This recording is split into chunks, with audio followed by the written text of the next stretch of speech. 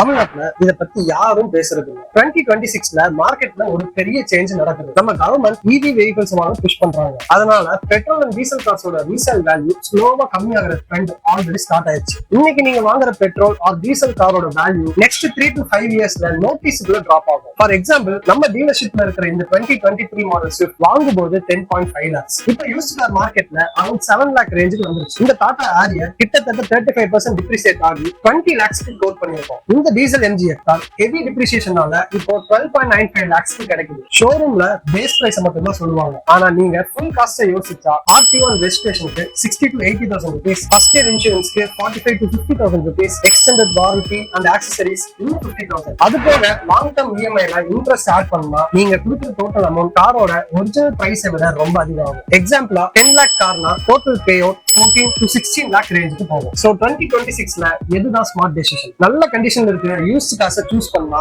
Same features, same comfort, same performance கிடைக்கும். ஆனா 3 to 5 lakhs வரை சேவ் பண்ண முடியும். நான் உங்ககிட்ட நியூ கார் வாங்க கூடாதுன்னு சொல்லல. ஃபுல் இன்ஃபர்மேஷன் இல்லாம டெசிஷன் எடுக்காதீங்க. இப்போ கமெண்ட்ல சொல்லுங்க, நியூ காரா இல்ல யூஸ்ட் காரா? உங்க ஃப்ரெண்ட்ஸ்க்கு இந்த வீடியோ ஷேர் பண்ணுங்க, அவங்களுக்கும் கிளாரிட்டி கிடைக்கும். இந்த மாதிரி யூஸ்ஃபுல் கார் கண்டென்ட்க்கு நம்ம பேஜை ஃபாலோ பண்ணுங்க.